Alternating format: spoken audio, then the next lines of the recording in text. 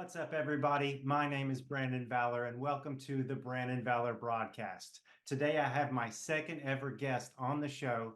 His name is Tiny Aaron Rose, and he is an announcer, color commentator, and he is a presenter extraordinaire for pro wrestling and everything pro wrestling related. Aaron, how are you doing, buddy? Man, I'm doing good. Thank you for having me on, first of all. I'm excited to see where this podcast goes. So thank you for letting me be one of your early birds. And, I'm just really pumped to talk with you today. Awesome. Well, it's great to have you. So first of all, to give a little bit of background, you and I have known each other for a lot of years. Oh, yeah. I started wrestling in the early 2000s, and I think you probably started doing announcing around the same time, correct? It was 2007, 2008. That's when I really got going. Okay. And I do believe it was what Danville, Kentucky. I think that was our first show together. Yeah. Now Yeah. I knew of you all and talked with Mike Mondelli a lot well beforehand, and that was how I got to know some of y'all and got to know what the XCF guys did and stuff like that back in the day, and then just kind of snowballed from there. That's why I got really interested in wrestling. So tell me a little bit about how do you become a ring announcer and a color commentator, just from being a fan to getting into the business? You know, for me, it was a fact that I always had a love for media. And I was actually, at the time, I was working in a few different locales. I worked in radio at the time. I was a producer and a traffic reporter for LM Communications Radio. I forgot where I was for a second. So that was the stations like 96.9, 1300 AM, 106.3, 107.9, those stations. And 1300 AM was ESPN radio. So I got my sports connections there. I got to kind of rub shoulders with a whole bunch of guests because I was the afternoon producer for the afternoon show called the Sports Huddle. Uh-huh. And, so I got into that, and I actually knew some people within the business outside of you all as well. One of those being Bobby Blade. During my time as a mascot for the Legends, yes, I was a mascot for the Legends. That's where the name Tiny came from. We'll get into that in a second. Bobby Blade would come out to a lot of games, and we stayed in contact. And it's hilarious. We first stayed in contact through freaking MySpace. We're not dating ourselves or anything. Not at all. Not at all. We stayed in contact through there, and then eventually it got to the point where once I did a few shows under my belt, he actually contacted me and said, "Hey, one of the promotions I work for, KCW, is looking for a ring announcer." And I said, "Oh, very cool. I would love to give that a go." And sure enough, as they say, the rest was history. That's pretty cool. I know that you've been in a lot of different promotions in and around Kentucky and Ohio and Indiana. So can you name a couple of the places that you worked at? Yeah. So again, KCW, that was one of my first ones that I did on a monthly basis and really got built into the program there. And then I went to the Mountain Wrestling Association, which, in Kentucky, one of the most legendary promotions out there. Yeah. And I was their ring announcer through their days in Winchester and thereabouts. And then from there, I got introduced to John Bullard, and I went down and worked for Pro Wrestling Freedom. Pro Wrestling Freedom was based out of Corbin in London.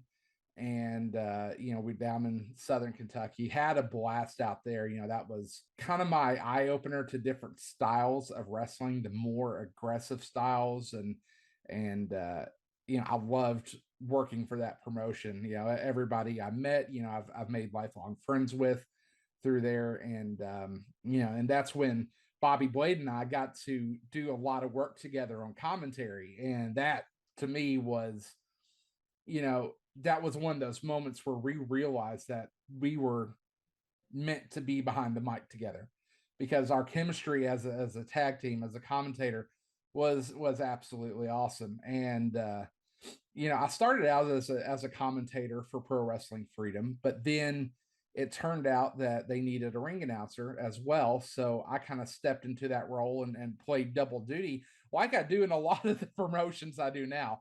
I do have a little bit of a double duty in that. And through those times, I also got a chance to go up and ring announce for like NWF up for Roger Ruffin.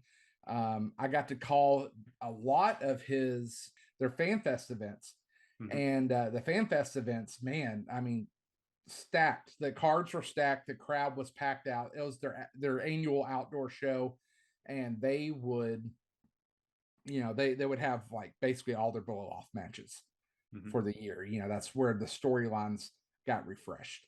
And I got a chance to call all those. I've had some pretty cool names that I've gotten to commentate and ring announce for Yeah. over the years too. And before we step away from the wrestling for a second, I'll go through like some of the guys that I talked to early on in my career. One of them I was really cool. Like it kind of gave me a lot of validation. Oh Um, yeah. I got to ring announce the Adam Pearce versus Shane Mercer match down in Corbin. It was our Dream Night event. What a cool main event. After the show, Adam Pearce, he came up to me. He found me, first of all. He sought me out and he literally said, pardon my language here, but yeah, this is his words exactly. He said, "You're one hell of a fucking ring announcer." Dang, you know, Yeah. that's validation. Yeah. Because at that point he had just lost the NWA World Heavyweight Championship to Colt Cabana after their 7 stages of hell. So Oh yeah. there was um, a lot of talk coming out of those pay-per-views. And of course, we're not pay-per-views but matches. And of course, he was having a great Ring of Honor run as well. Uh-huh. um, I've gotten to commentate for guys like Dutch Mantel. He was doing a special guest or special guest referee gimmick, stuff like that. So, and then of course your guys like Abyss and Wildcat Chris Harris and everybody like that, because all those guys had, connections to MWA, being trained with the NWF, and the NWF and MWA had a wonderful working relationship for years. Oh yeah. And and look at the NWF still going as strong as ever, not held up, but being run by Wildcat Chris Harris. And it's still under Roger Ruffin's regime, but Chris Harris, he's doing a lot of the training and stuff like that. So very cool, to see where they stand right now. And then of course, after all that, I got a chance to do a lot of work, or in the middle of all that. Let's rephrase that. I helped Larry D get primetime wrestling off the ground again. Yeah. He had ran it once and took a break from it, decided it was time to bring it back. And there were days that I would do the posters for him. I run the Facebook page. I did the ring announcing. I even helped with sound. I was the timekeeper. I was kind of like that one man show for him Yeah. when it came to everything backstage. Now, obviously, when it came to the ring, he had, such a great round of talent. And I was everywhere with him, from Midway, Kentucky, of all places, at the Thoroughbred Theater, held like 60, 70 people, but such a dang unique venue for wrestling. We had that, and then I went with them to Macville and Harrodsburg, and then we eventually started running Paris and Georgetown, and I got a chance to be a part of all of that, and that was all the way up until about 2016. And 2016 is when I stepped away from wrestling and ended up going working retail full time. I wanted to focus a little more on the family and wanted to build up the safety net a little bit, and just kind of get a career going, because a lot of the times at that point it was just jobs for me, but I really needed to get a career going. Yeah. You tell God your plans, and sometimes he just laughs, you know? So, Well, at this point, you've been in the business, you've been running hard for 10 years for yeah. multiple different promotions, and you're not just wearing one hat being a color commentator, but you're Mm. the ring announcer, you're doing editing and graphics and helping do event promotions. So you truly are the Swiss Army knife of pro wrestling, you know? So when did you decide to come back and get back into pro wrestling? Well, so there's kind of a little bit of a story that belongs to that, and uh, trigger warning, things get a little real here, so just heads up. So from 2016 to 2021, I was working retail. 2016, I was working for big box electronics store that everybody knows. And then I went to work for Samsung shortly thereafter. I had a feeling that that was going to be the job for me forever, the career. Uh, I got invited out to Las Vegas and got a chance to witness the new phones that were coming out before the public got to see them. I got to learn about them. I got to get my face in front of Samsung executives. So cool. Yeah. And there was a point where they were talking about having a job for me after that get together. Well, that get together was in January of 2020. Shortly thereafter, COVID hit and I lost my job, as did everybody else. And the position that they were trying to get me set up for was eliminated as well. So there went all prospects of that. So in 2021, I was finally, or at the end of 2020, I was able to get another job, and I was working for a local cell phone store. And in May of 2021, that's when tragedy kind of hit. Had a simple cold that turned into pneumonia. I went and got diagnosed with pneumonia, and they put me on a steroid and an antibiotic. Sounds harmless enough. Well, guess who was an undiagnosed diabetic at the time? This guy. And for those who don't know, steroids will raise somebody's sugar. When you add that up with not being able to breathe, it causes a whole bunch of disaster. And I ended up heading to the hospital, and shortly thereafter, I was put on a ventilator because my body said, I don't want to breathe anymore. And I was on a ventilator for a week. So I was in a medically induced coma, had to learn how to walk again. And, there's a long recovery time. In that point, I was introduced to another position with my current employer, which I'm still there with right now and loving it, by the way. I ran into, of all people, Tony Presley, and that was in August of 2021. They were doing an OVW event at the brewery in Georgetown at Country Boy Brewery. Mhm. I decided to go out there because it was after work and I worked 5 minutes from the brewery. I decided to go out there and watch, and sure enough, he came, sat down with his kids, and we talked for a little bit. And he said, "Hey," he said, "I'm thinking about getting New South going again." And I worked for New South at a very early time as well, just for a shortened amount of time. It was for only for a couple years, and that was between the MWA, PTW, and all that. Like I was doing something every weekend. And he said, I'm thinking about getting that going. And he said, I'd love for you to be my ring announcer and commentator. And I said, well, something I'll have to think about. And that's the last I heard of him for a little bit. And then in January 2022, I got the call and he said, I'm going to do it. You went in? I said, yeah, I went in. I decided to get back into it because around the time I was recovering, my dad died as well.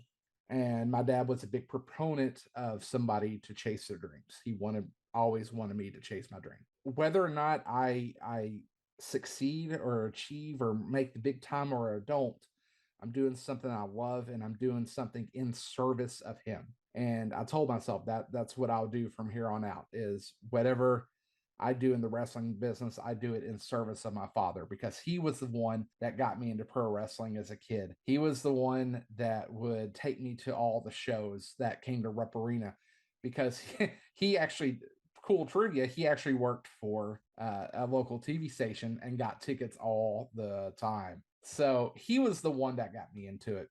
And that's how I got back in, was just that open door. That's phenomenal. And I know that you're doing him proud, because not only are you doing work that is benefiting everyone around with, helping other companies and other wrestlers get noticed, but you're doing work that you enjoy. This Yeah. charges up your batteries whenever you're not at the office or behind the microphone. You're out in front of a crowd having a good time. Right, right. And there's a lot of people that don't see it, and they're like, well, it's just a hobby.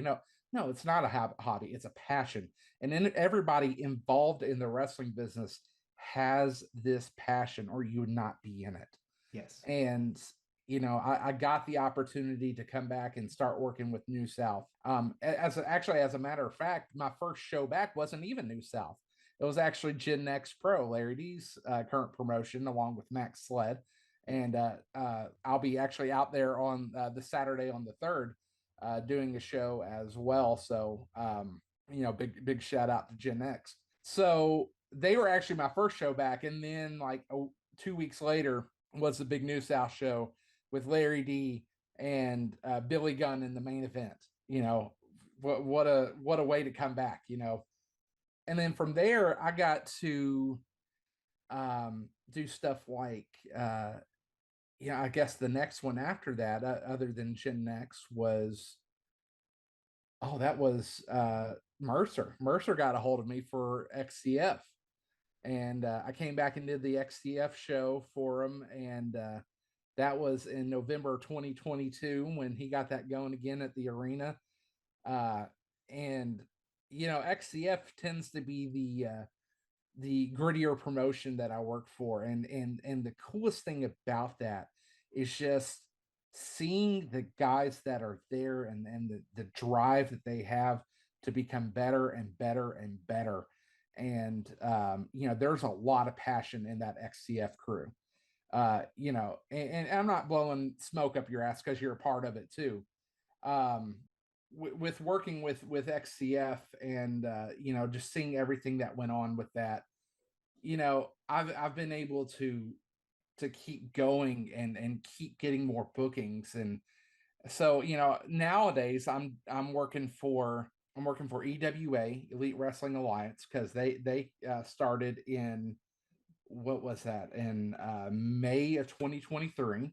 And then it just keeps adding up and adding up, and there's more and more and more and more. And it's just so cool to be able to go ahead and just keep adding to the resume.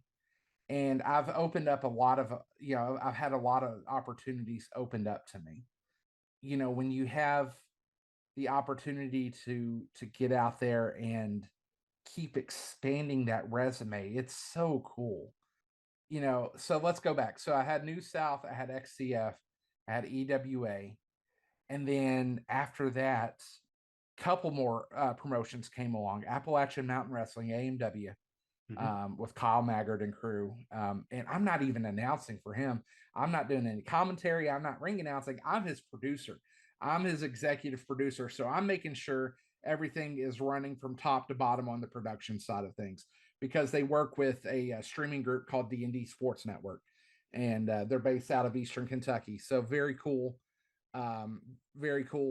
company. And they're like Prep Spin up here, where Prep Spin is, the kind of the leader of the sports scene in Central Kentucky. They're the leader of the sports scene in Eastern Kentucky. So they have an involvement in wrestling like Prep Spin does up here with New South. So they like to do live shows, and I'm helping out with that. And then after that, Next Gen Wrestling down in Tennessee. Now you got Gen Next Wrestling up in Kentucky. You got Next Gen down in Tennessee, and holy cow, what a promotion that is! Down in Knoxville, I got a chance to go work with another great commentator in Mose, and it was me and Mose on the call for Breeze Dango versus Matt Cross and Penta. What a tag team main event! Wow. Yeah. There's some So talent there. yeah, so I'm never going to forget stuff like that. And then I wouldn't be doing it justice here if I didn't mention this, but having guys like Bobby Blade and Otis at my side to do commentary with, we flow so well as a team. Yeah. And all of us talking and calling the sport that we love is something I look forward to on the daily. And I swear I have some of the best partners in pro wrestling, and it's them, it's Moe's. I love every single minute of Yeah, shout out to the incomparable Bobby Blade and DJ it. Otis Badass, the two other commentators at New South Wrestling LLC. You guys are one of the greatest commentary trios in the business, and I always look forward to working with you at those shows. You bring such an energy and professionalism to it. Because trust me, as a pro wrestler, I've seen bad announcers and bad commentators, and it sticks out immediately like a sore thumb. And I've been on shows with you where you've had to announce, I don't know, sometimes 10, 11, 12, 14 matches. It's marathon. And Yeah, you keep the energy going. you're right.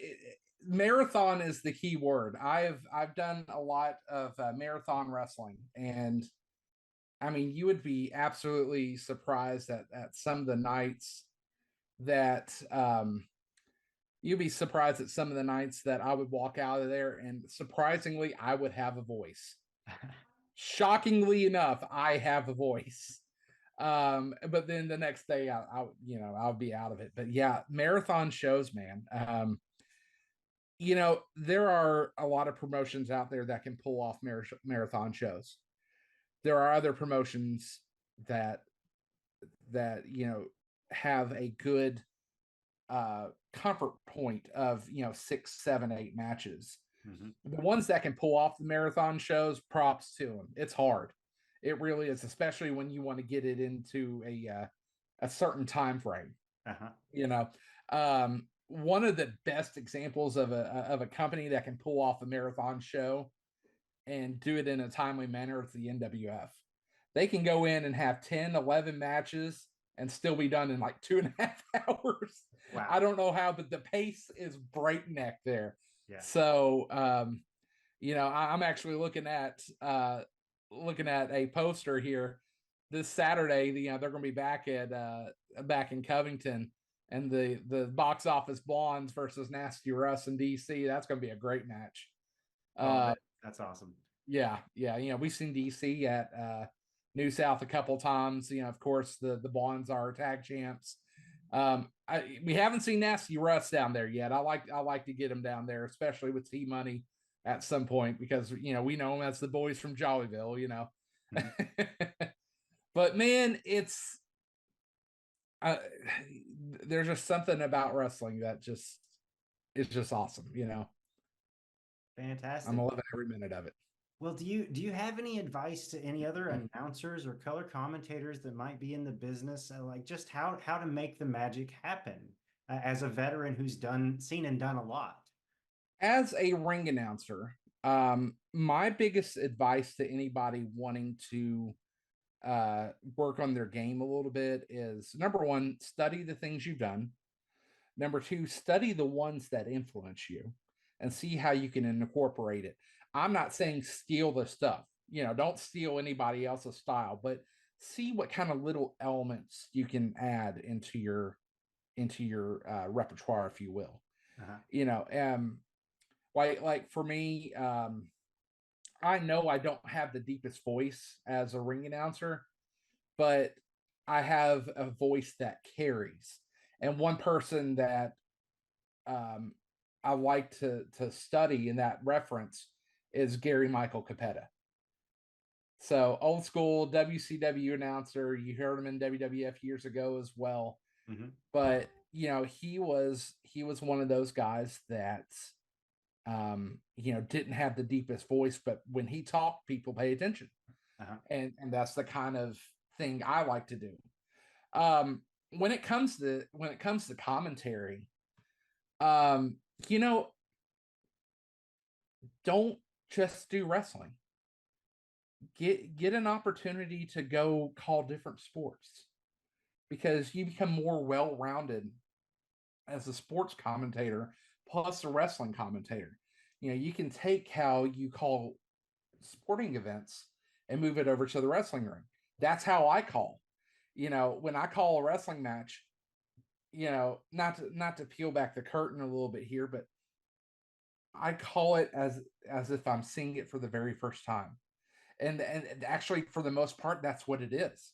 Mm-hmm. Because I don't pay attention to the guys talking in the back unless they directly tell me, hey, talk about this. I want people to know about that.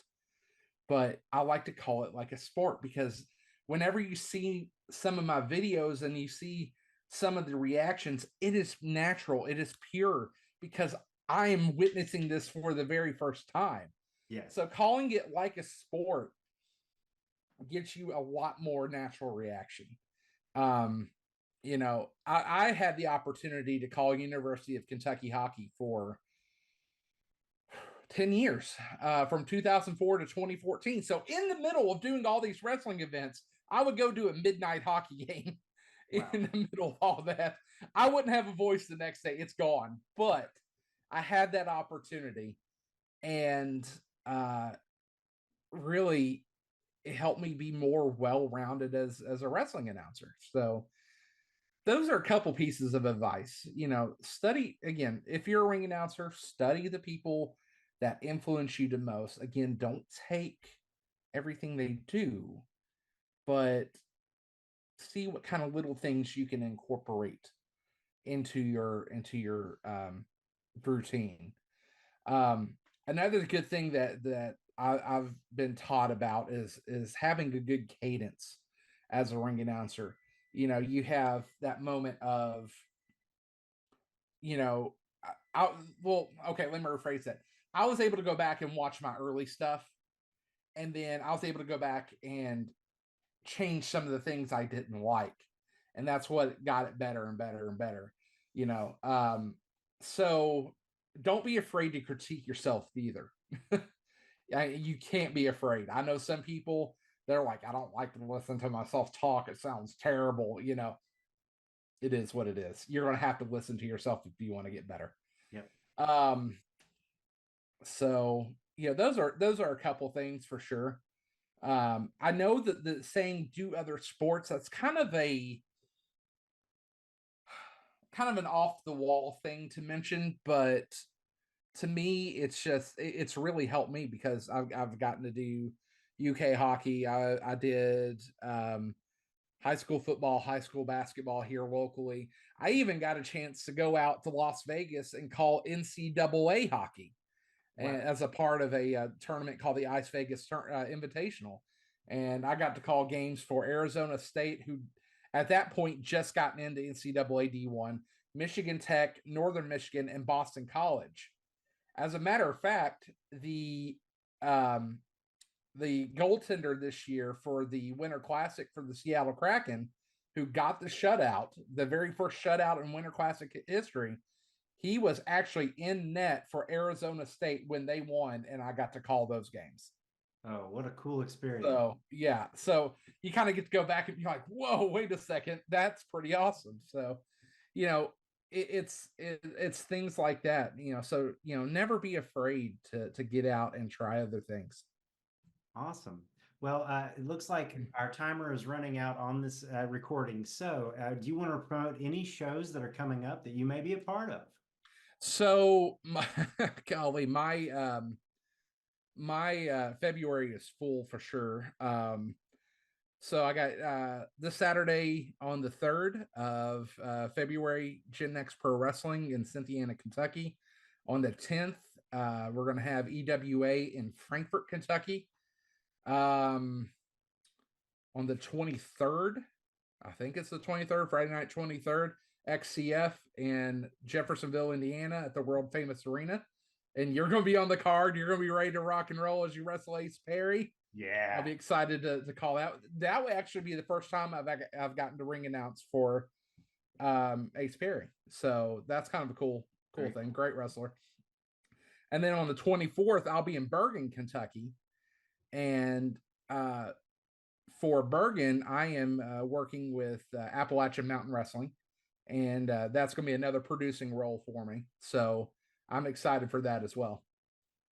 That's very cool. Well, Aaron, it's been great having you on my show. I will get the match flyers up for the upcoming shows and we will promote it because we want to promote independent pro wrestling and all the great work that you've been doing. I appreciate it. Yeah, it's been a cool experience, and I'm trying to make 2024 my best year yet. So I'm going to do a shameless plug here before you go. Wrestling promotions, if you need a ring announcer, I'm your guy. Aaron Rose does it all, ladies and gentlemen. Book him for your shows. You can contact me on Facebook, ring announcer Aaron Rose. You can send me a message there. I'll be ready to rock. Fantastic. Thank you, Aaron, and have a great night. Can't wait All to right. see you. Appreciate you, man. We'll see you in a few weeks. Take care. All right. See you, buddy.